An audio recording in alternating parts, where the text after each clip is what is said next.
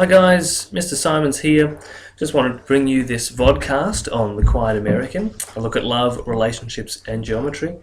Please have your notes ready. You're taking notes on the big ideas that are being discussed in love and relationships, but also have a think about how you might link those things to real life, so maybe some current affairs, maybe historical events and things like that that you know of. Here we go. Okay, the symbolism of Fowler, Phuong and Pyle. We can see a love triangle between these characters, but these characters actually represent the wider or the bigger story that's happening between these military groups. So we've got Phuong there representing Vietnam, or the colonized country, and she doesn't have a lot of voice. She doesn't speak a lot, and her wishes and her wants aren't taken into a great deal of importance. We've got Fowler, who is English. He's an English character, but he represents the French in this conflict, in this wider story, which is kind of that imperialistic or colonial understanding of the world and how to conquer and to take over other smaller countries or countries that aren't as civilized, if you like to use that word. Pyle is seen as the third force, so he talks about the third force, but he's actually representing that idea of the third force.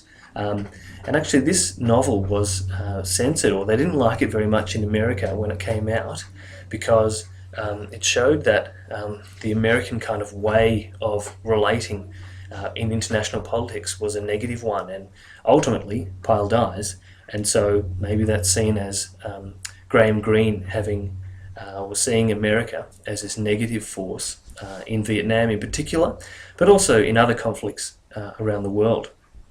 So that's the way that kind of triangle goes, but it's seen as symbolic of the larger story that's happening. Some of the text which represents that idea, we've got page 32 of the novel. "Home," I said and laughed, and Pyle looked at me as though I were another Granger. Suddenly I saw myself as he saw me, a man of middle age with eyes a little bloodshot, beginning to put on weight, ungraceful in love, less noisy than Granger perhaps, but more cynical, less innocent. And I saw Phuong for a moment as I had seen her first, dancing past my table at the Grand Monde, in a white ball dress, 18 years old, watched by an elder sister who had been determined on a good European marriage. An American had bought a ticket and asked her for a dance. He was a little drunk, not harmfully, and I suppose he was new to the country and thought the hostesses of the Grand Monde were whores. We just get a little snapshot there of how Fowler sees himself, and he describes himself in this way.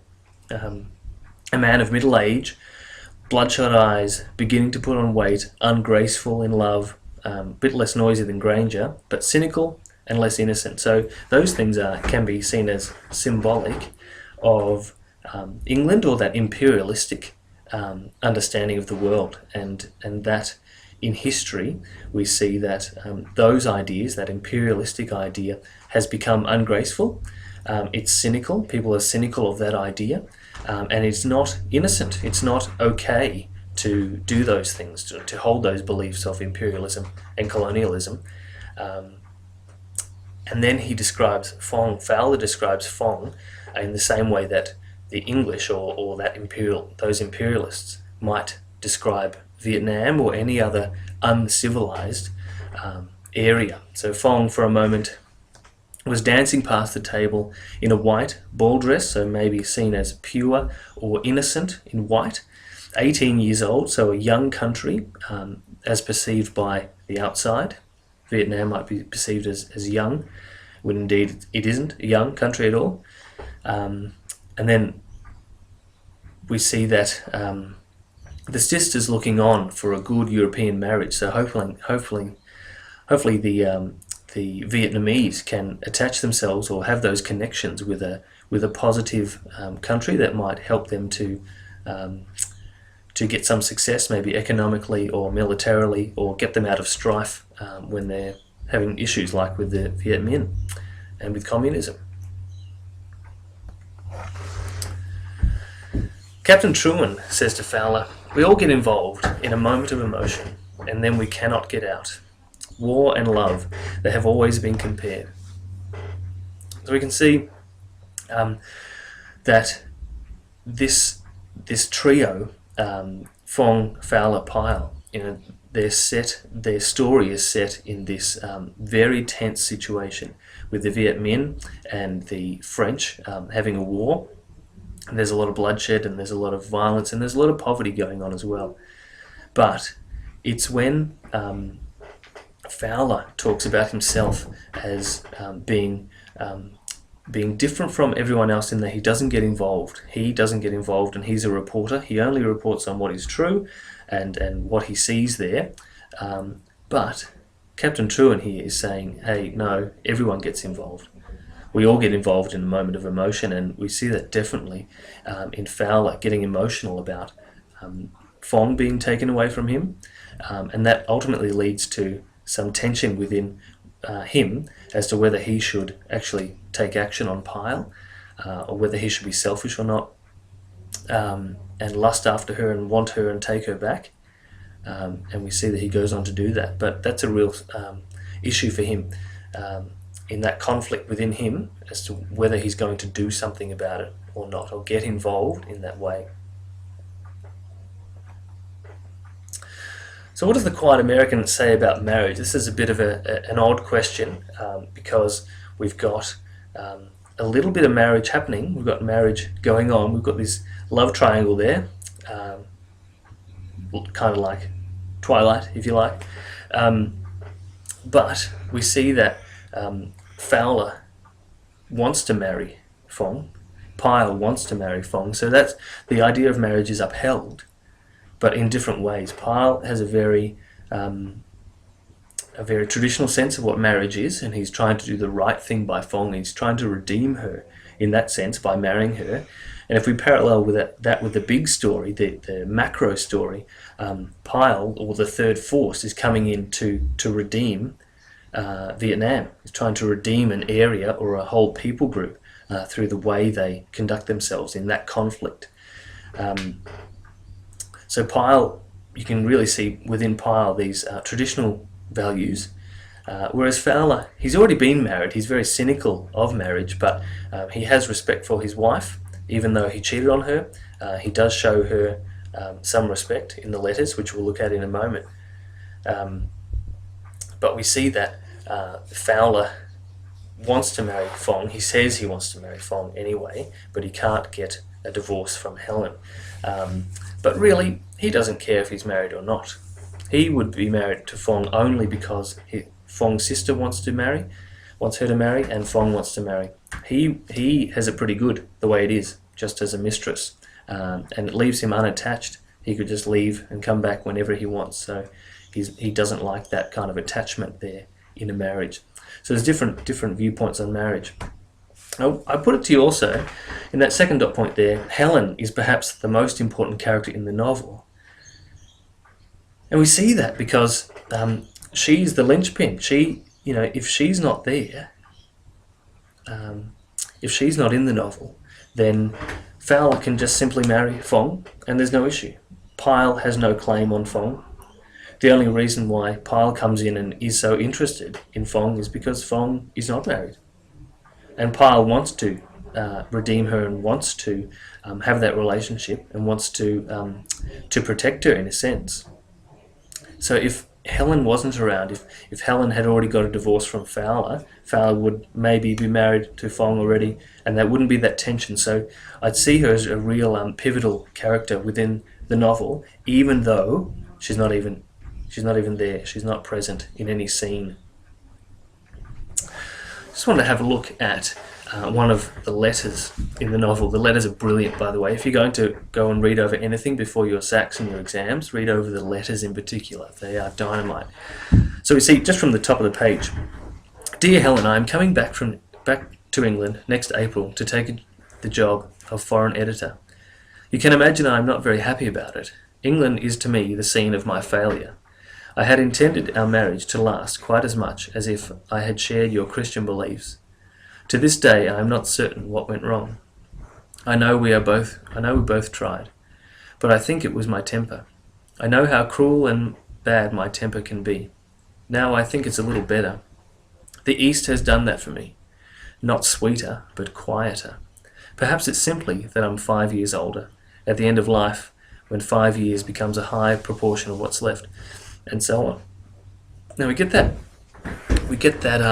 idea of Fowler describing himself as quieter, which reflects the title of the novel.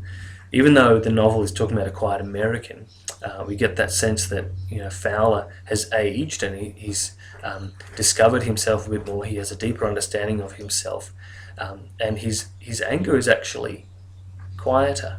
It's not. There's not a lack of anger. There's not a lack of temper. He hasn't got rid of it. It's just quieter. Perhaps it's deeper in that sense, and we really see that towards the end of the novel, or in the opening chapter. Fowler acts in a very civilized way. He's very polite, but he ends up killing Pyle. So his temper is quiet, his anger is deep, and he goes about these horrible actions in a quiet way, which is really an interesting dynamic in that he doesn't get outraged. Only when he goes to the Pyle's office he gets outraged, but other than that, he's very quiet throughout, even though he commits murder. Essentially, he's a murderer. And just to the bottom of that, or the top of that second paragraph there, I could wrap this up, I wrote, and make it sound more honourable and more dignified by pretending it was for someone else's sake. But it isn't, and we always used to tell each other the truth. It's for my sake and only mine. I love someone very much. We have lived together for more than 2 years. She's been very loyal to me, and so on. We can see that the way Fowler talks to his wife in this letter is very respectful. He writes very eloquently. He doesn't beat around the bush. He doesn't abuse her. He doesn't demand things. He explains himself very well. So we can see that respect there that he has for his wife. He says he loves Phuong there. Maybe we can doubt that. Maybe he's just making a ploy to get his wife to divorce him. We don't know. Some people might doubt the love that Fowler has for Phuong, because he's actually very selfish. But we'll look at that in just a moment. He does, though, indicate that he has very selfish motives. It's for my sake and only mine. So yes, he's selfish.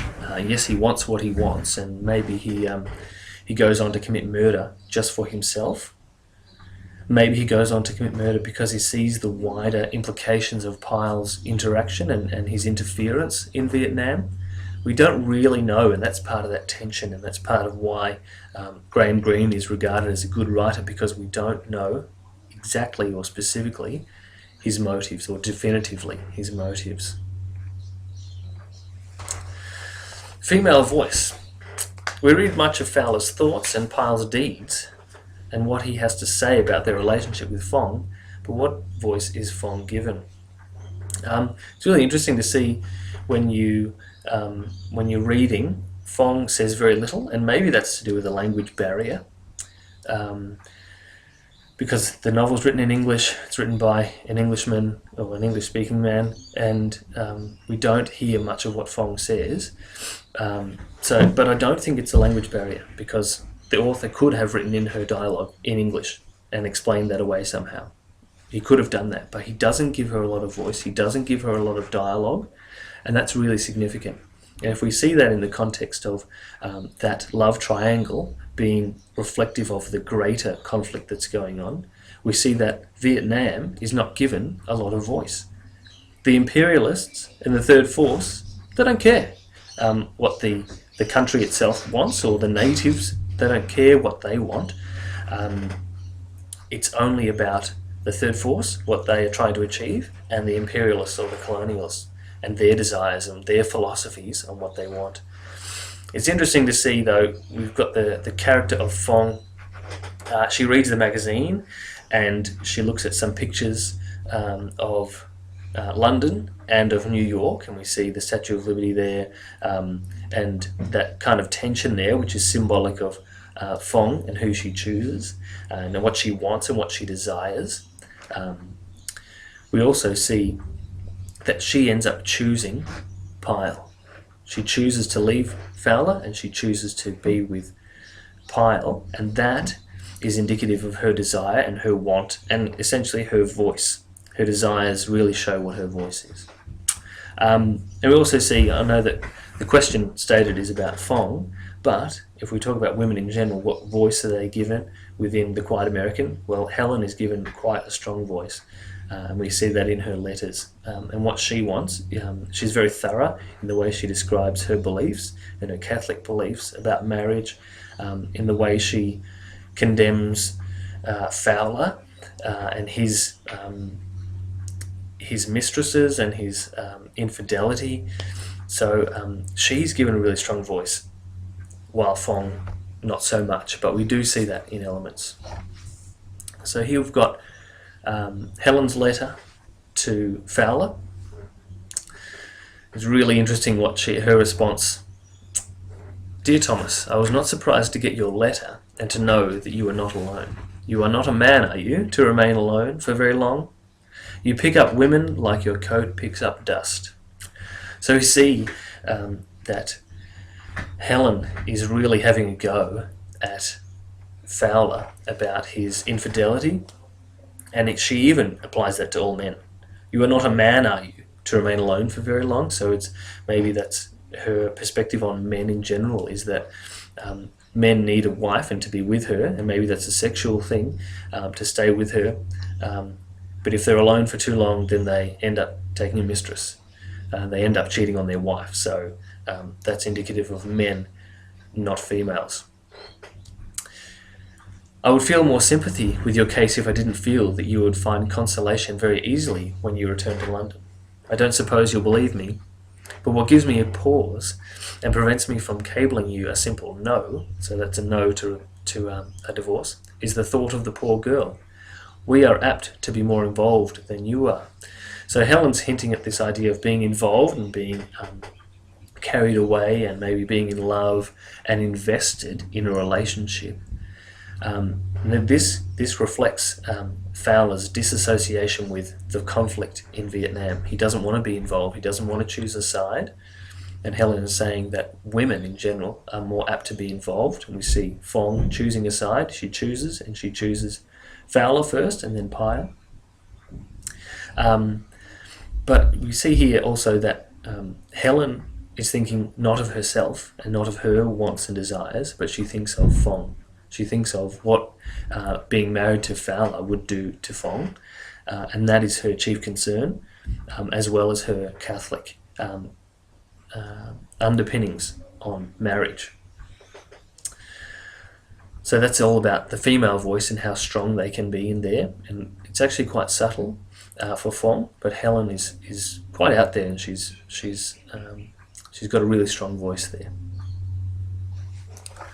Pyle seems to adhere to traditional views of love and marriage, while Fowler is cynical, selfish, and free from society's relationship structures. Is this statement accurate? We know that Pyle has a traditional sense of marriage, and he wants to protect and love Phuong, and that indeed, that's his want and his desire for the country. He wants this third force to come in to protect from the French and from the Viet Minh. So that reflects in itself Pyle's views on marriage. Those are also mirrored in his views on the third force and how that can redeem a country. So Fowler is cynical and selfish. Yeah, I think he is. He thinks of himself, and he thinks of what life would be like without Phuong. And when he's talking to Pyle, he's really conscious of the fact that he wants Phuong, and he wants her for himself. And so he's not really thinking of Phuong's longevity and her desires in her life. He's thinking of what he can get and what he needs, and how he wants to end his life really with Phuong, end his life as in carry out the rest of his days with Phuong. How does this apply to Fowler and Pyle's attitude to Phuong? Excuse me. They were only war casualties. Anyway, they died in the right cause. So this is a little quote there on page 179 about war casualties, and Pyle talking about the third force coming in and setting off that bomb, and we've got civilians who are dead. And he says that that's okay. He says that these are people who needed to die because of something better that's going to happen because they have passed away. And so that's a morality thing. That's a means to an end. We can see that Pyle thinks it's okay and morally right to kill innocent people if the motive is correct. If the end result is a beneficial one for the country, then it doesn't matter who dies or who gets affected along the way. But how does this apply to Phuong? This is a really interesting thing because Fowler really doesn't care. He doesn't care what happens to Phuong. He's really using her in a sense. I mean, he says he loves her. Sure, he might love her in some way, and we can doubt that, or we can say yes, he does love her for certain reasons. But at the end of the day, he's not looking after her best interests or what is beneficial for her. If he were to die at war or in Vietnam, she would be left nothing. He has nothing to give her, to offer her. He has nothing apart from just that apartment that he's renting, and he doesn't have a lot of possessions or a lot of money to give to her anyway. So he doesn't really care about Phuong.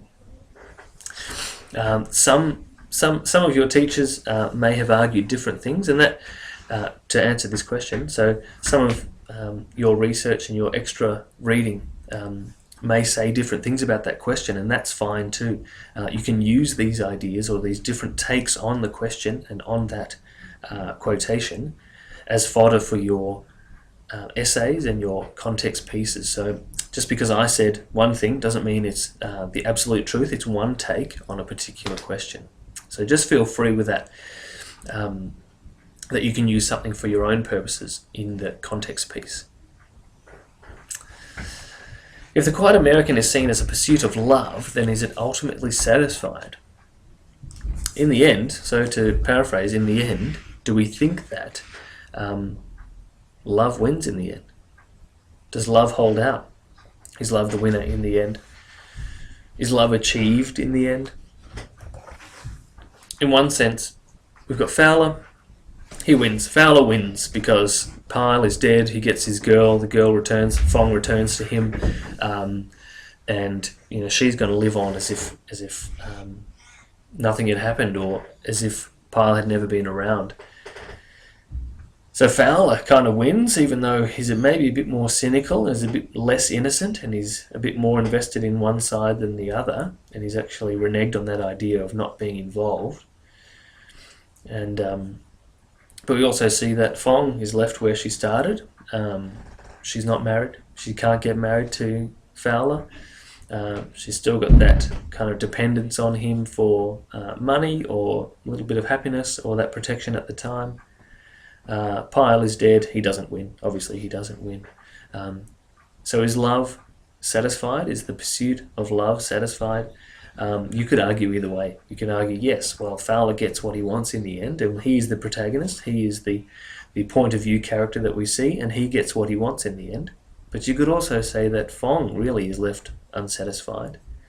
Her sister is left unsatisfied. Pyle is left unsatisfied.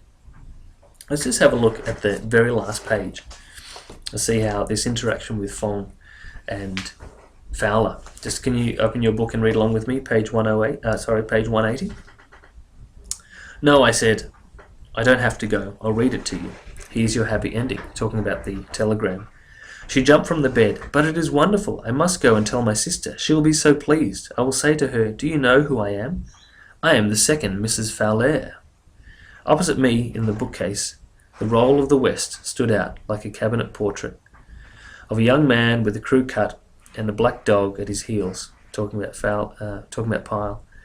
He could harm no one any more. I said to Phuong, do you miss him much? Who?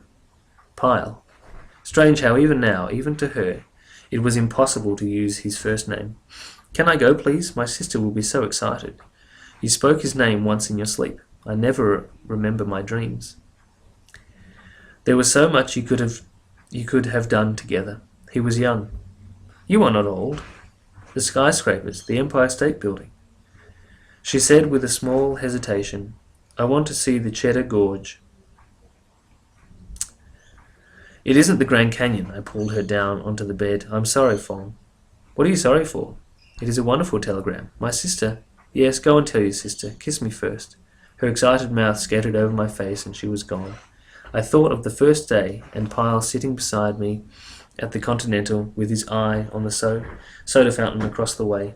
Everything had gone right with me since he had died. But how I wished there existed someone to whom I could say that I was sorry. I wonder whether he's honest at the end there, but he's got no reason to lie. So he's talking about saying sorry and feeling guilty, perhaps. I just wonder, just at that last part with the Cheddar Gorge, I want to see the Cheddar Gorge, Phuong says. "It isn't the Grand Canyon," Fowler responds, and the Cheddar Gorge is a far cry from the Grand Canyon. So we see that comparison of an English landmark and an American landmark, and that represents Pyle there, and Fowler feeling guilty there. Fowler feeling guilty that he can't offer her everything. He can't offer her these grandiose ideas, these grand statements of love, and these wonderful prosperity that Pyle was offering.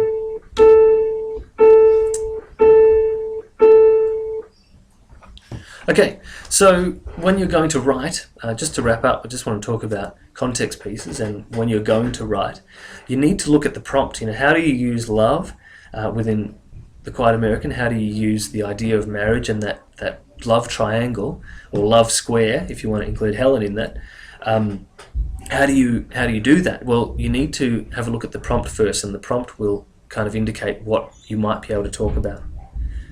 So, for example, there's a prompt there: survivors of conflict are forever shaped by their experiences.